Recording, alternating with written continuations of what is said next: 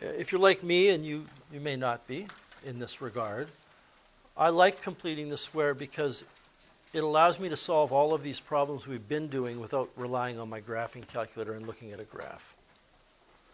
So it kicks things up to the next level, mathematically speaking, where if you're in post-secondary, you're not going to be allowed a graphing calculator. If you take Math 30-1 or calculus, you're allowed a graphing calculator, but the questions are designed in such a way that you can't use the graphing calculator to answer them. So this is why this is very important. We're going to be converting today quadratic functions from standard to vertex form. So when we write a quadratic function in this form, sketching the graph and discussing the feature of the graph is very simple, right? The vertex is at P comma Q. This shouldn't be something that you're going, oh yeah, I better highlight that. You should know this. It should be like the back of your hand. You're very familiar with it. The axis of symmetry is at x equals p. If a is negative, the parabola opens down. If a is positive, the parabola opens up. By the way, I don't have it here, but if the parabola opens down, there's a maximum value. And when I say that, I don't just memorize that. I say when the parabola opens down, and as I'm saying opens down, I'm visualizing this shape in my head. And I'm going, oh, that has a maximum. If the parabola opens up, there's a minimum. And then I've used some terminology here that I haven't used in this course this year because it's not important. But A tells you whether it's wider or narrower than the parabola that's represented by x squared. And if the absolute value of A is a number bigger than 1, then the parabola is taller and narrower. Whereas if it's between 0 and 1, the parabola is flatter and wider. So what we are going to be doing today, though, is trying to get this information, this A, P, and Q, by looking at the standard form. And the standard form doesn't really tell you much, does it? It tells you the y-intercept and the direction of opening, and that's it. So this form of the quadratic function tells us very little about the graph, although the value of A in both forms is the same. So as a warm-up, I want us to expand these binomials. And before we do, these binomials are squared. Can you tell me why 9 is a perfect square as opposed to 7? Why is 9 a perfect square? Who can tell me? Georgia? And what's that number? 3. 9 is a perfect square because I can write it as 3 squared. Is 7 squared a perfect square? Yes, because it's 7 squared. It's 49, which happens to be 7 squared. These are all perfect squares. This is a perfect square because it's something squared. Just like 9 is a perfect square because it's 3 squared. These are all perfect squares, and we're going to expand them, and the thing we get will be a perfect square. It's not obvious like the number 9, but it is a perfect square. So how do we expand out or simplify x plus 4 quantity squared? I believe that right now probably half of you do not need to write x plus 4. I believe that you ought to be able to know that this is x squared plus 4x plus 4x plus 16 without writing x plus 4 times x plus 4. Are you with me on that? Okay. And I would even go a step further. Give me a second. I would even go a step further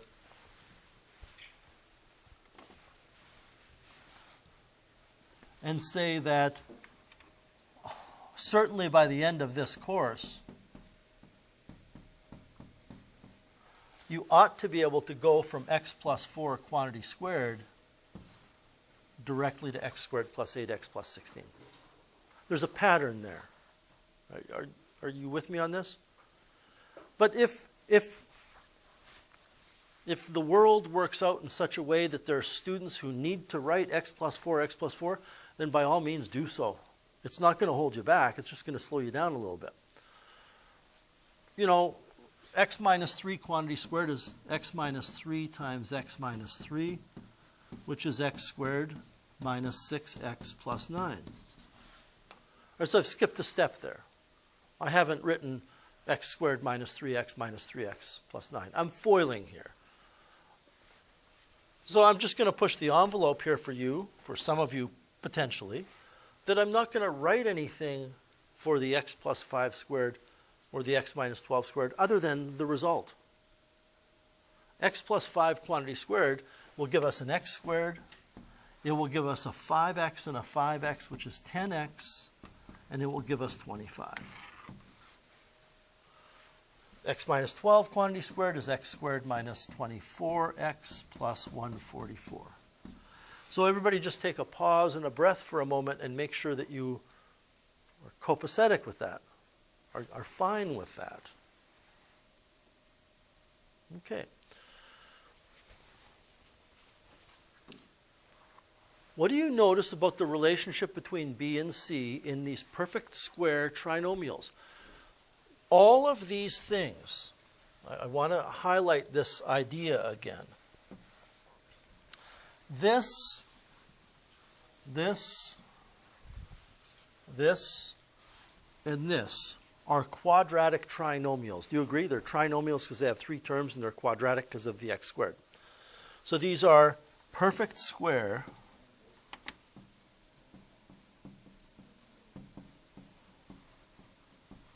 trinomials. Why are they perfect squares? Because they can be written as something squared going backwards. You know, x squared plus 10x plus 25 can be written as x plus 5 quantity squared. It's a perfect square. It's like saying 9 is a perfect square because it's 3 squared. The question we're after an answer for here is, what's the relationship between b and c in all of these? And there's a lot of ways to talk about it, but I'm not going to lead you too far here. I want to see if you can come up with it. There is a relationship between 8 and 16 that's the same as the relationship between 10 and 25. That's the same as the relationship between negative 24 and 144. And it's the same as the relationship between negative 6 and 9.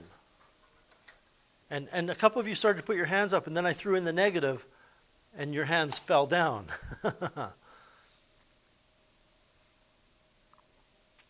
And that's that I suspect some of you were saying, here's what I do to C to get B. Ask yourself what you do the other way around. So who can come up with it doesn't have to be a perfect explanation or description. Just tell me what you know about how B and C are connected. Yeah. Half of B is the square root of C. Perfect. Let's turn that around a little bit and say, if you take half of B and square it, you get C. And there's no difference between what we said, except that the way you said it, the negative becomes tricky the way you said it. It does in my mind anyway. So what we can put here is that if you take b and divide it by 2 and square it, you have to get c.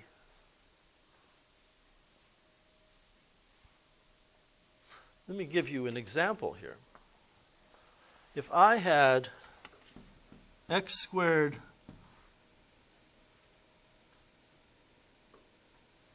plus 20x plus a number, what number would go there so that I would get a perfect square trinomial? 100.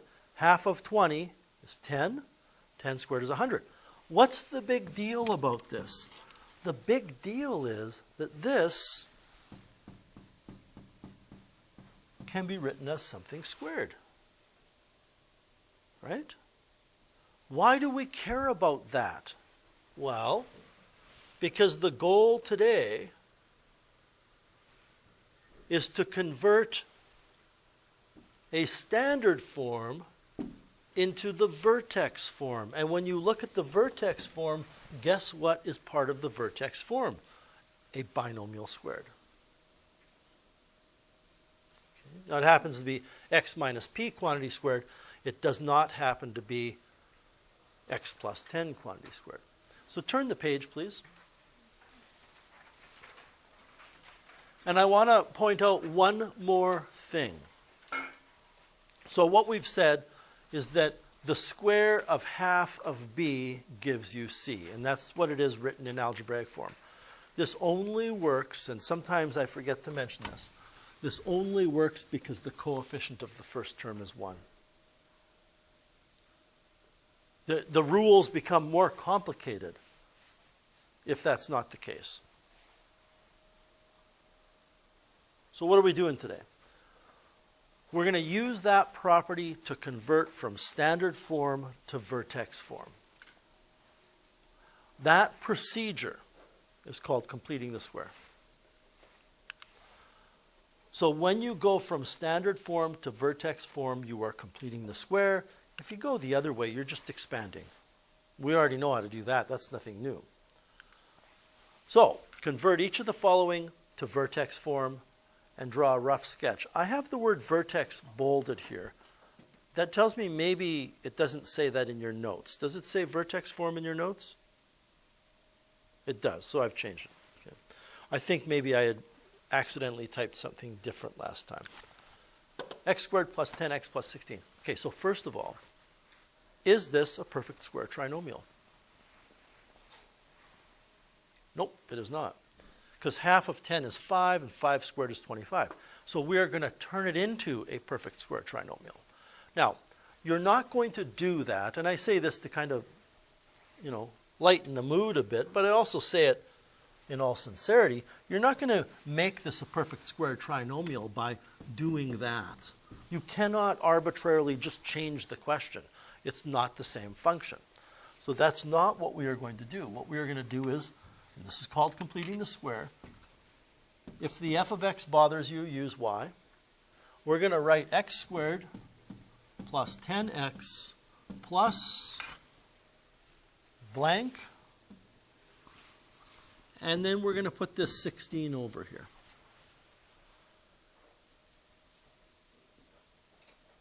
Is this still the same function? Okay, good. I'm going to put in the blank the number that makes that trinomial a perfect square. So what I do in this particular case is I say, funny looking character, I say, what is the result of doing this? And I don't think it's something we necessarily need to write down, but it's 25, right? So if we had a 25 here, whoops, wrong one. If we had a 25 here, then this is a perfect square. I don't need to write trinomial. You know it's a perfect square trinomial, which means it can be written as a binomial squared, correct?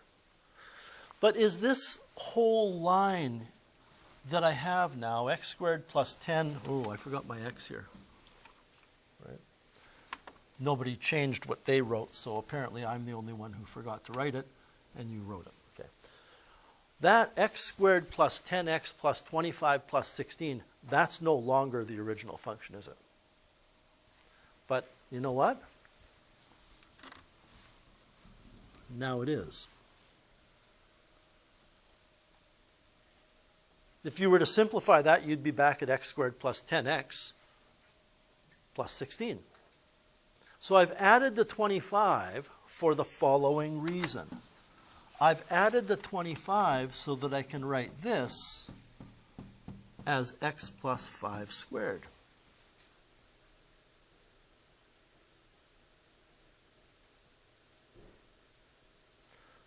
You're going to have to be able to think backwards here. So thinking forward for a second, ask yourself what you get when you take x plus 5 times x plus 5.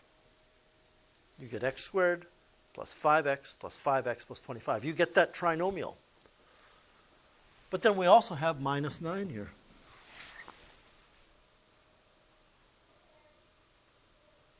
And I want to show something to you on your graphing calculator. We're not going to graph this, okay? I want to show you or convince you that they are the same. Top of the screen says y equals x squared plus 10x plus 16, correct? Bottom of the screen says y equals, in brackets, x plus 5 n brackets squared minus 9. By the way, just check my arithmetic here. 16 minus 25 is 9, isn't it? Okay.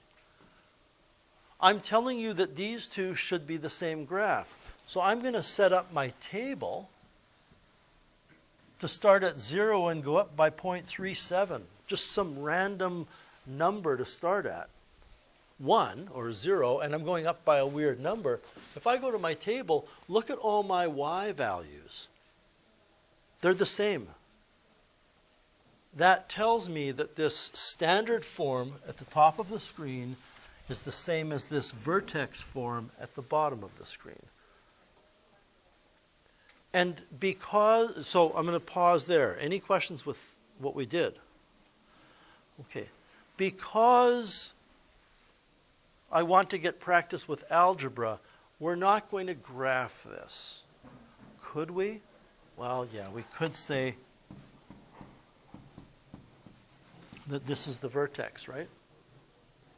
We could say that it opens up because A is 1.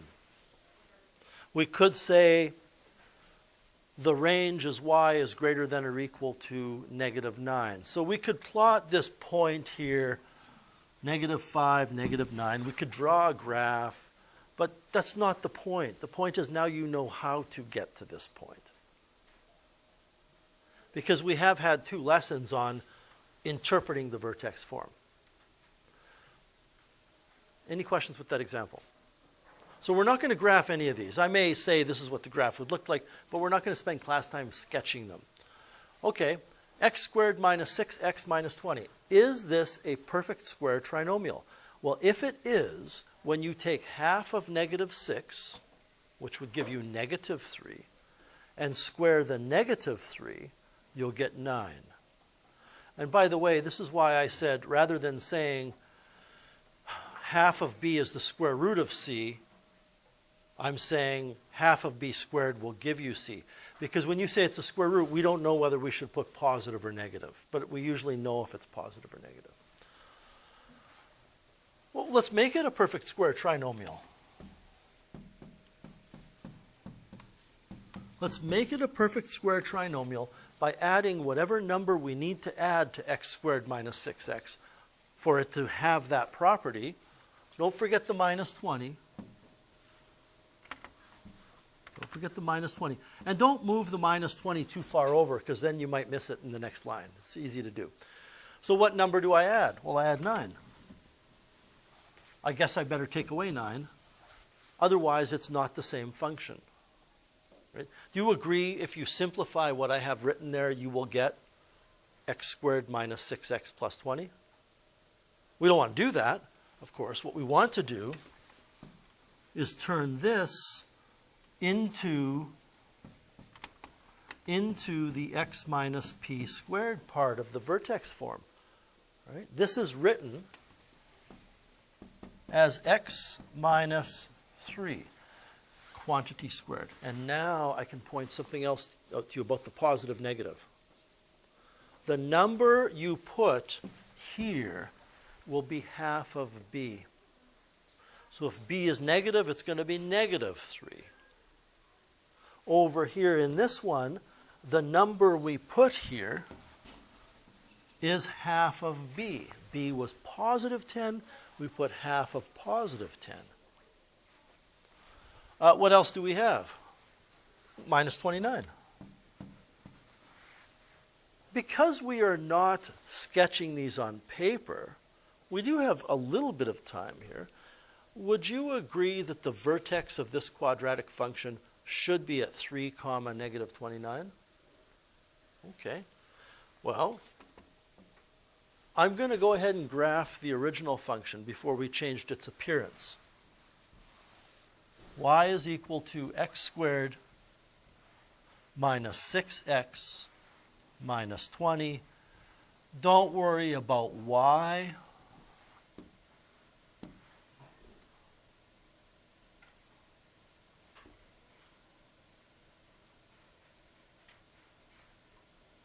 I'm going to take that back. Whoops. Don't worry about why I'm choosing these window settings.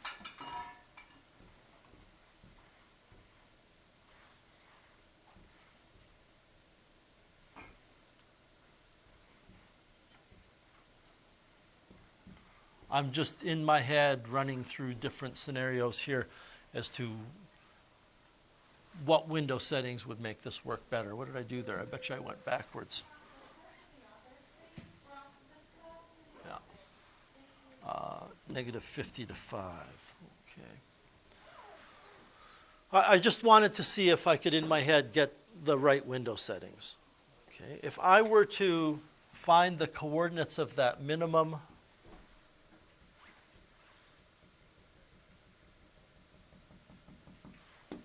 I mean, what a coincidence. It's not a coincidence, right? We did math, we did algebra that we just followed the rules of algebra. We haven't changed what it is, we've changed its appearance. And if you were to graph the thing that's at the bottom of the screen, it would look identical. All right, let's try one more. Okay, so let's rewrite this.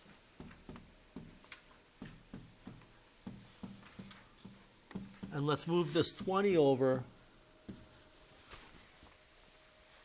And I'm going to ask a question that's maybe a bit of a trick question. What do I add to get a perfect square trinomial?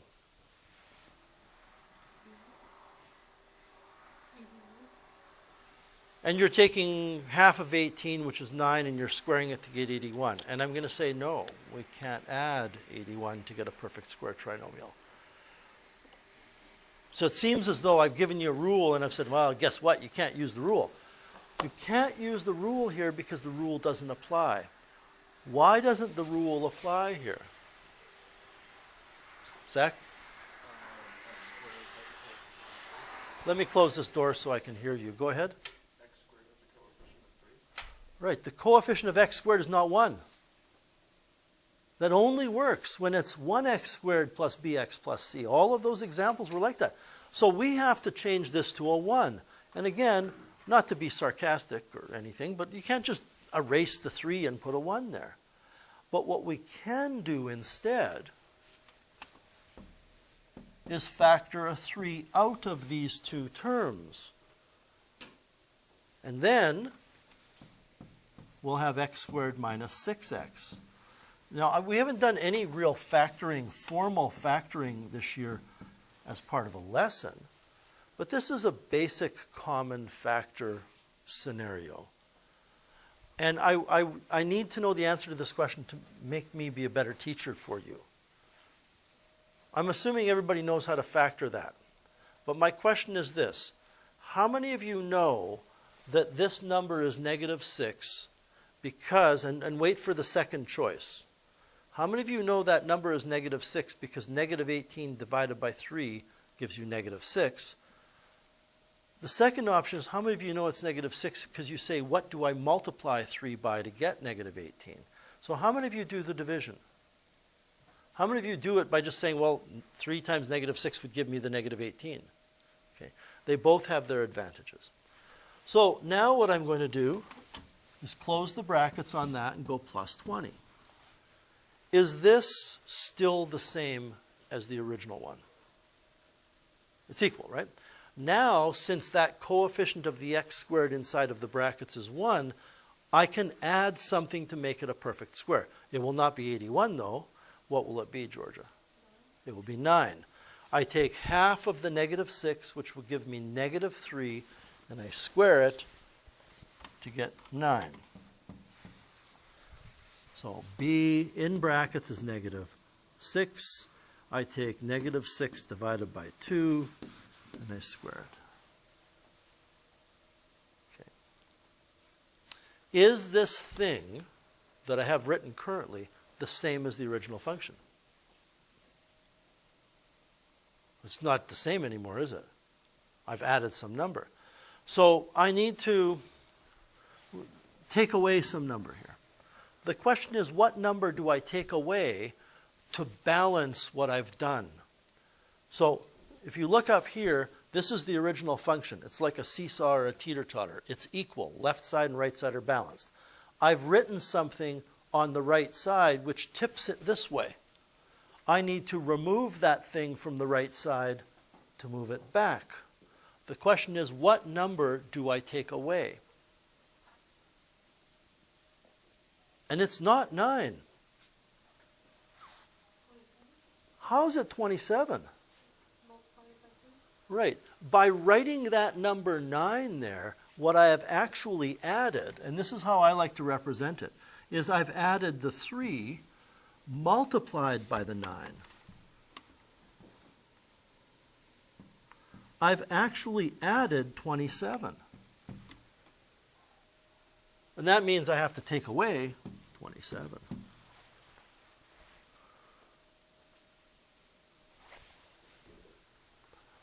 So what is this quadratic function in vertex form?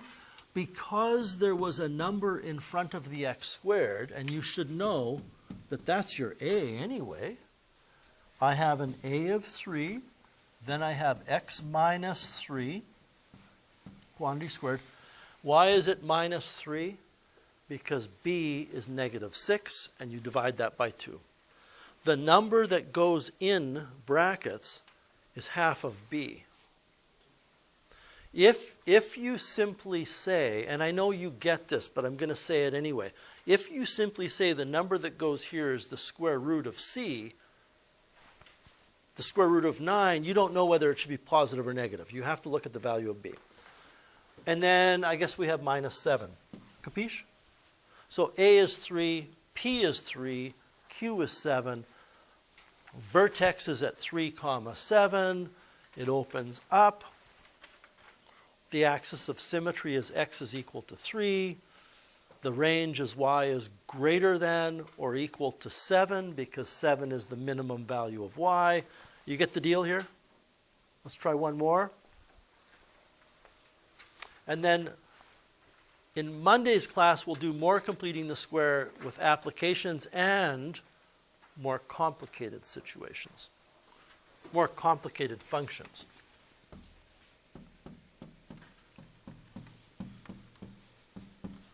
I always recommend, even if you know you're going to factor something out, I recommend moving that 4 off to the side. Because what you don't want to do is end up trying to factor out of the 4. The 4 is just a standalone kind of thing in this case. So you say, I cannot add something because this coefficient is not 1. So I factor the coefficient out. And I figure out what I have left, and it's plus 8x. Because when I factor a negative out, I get a positive.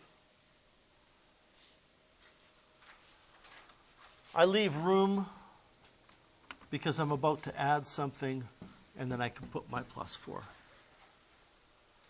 The number I add is 16. Now, what's the correction that needs to be made? Well, I'm not going to subtract 16. Am I going to subtract 32? Nope. I'm going to add 32. Because I have taken this negative 2 and factored it out, and I've written 16 inside, what I've actually done to this right side of the equation is I've taken 32 away from it. That negative 2 means when I added 16, I actually took away 16 twice. I took away 32. And that means I need to add 32.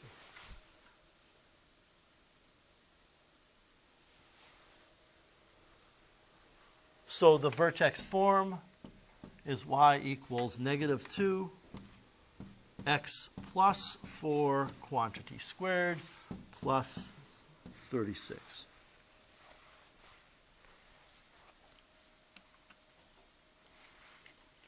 Which means the vertex is at negative 4, 36. The parabola opens down. It has a maximum value of 36. The range is y is less than or equal to 36. Axis of symmetry, x equals -4, all that good stuff that you can see now by looking at A, P, and Q.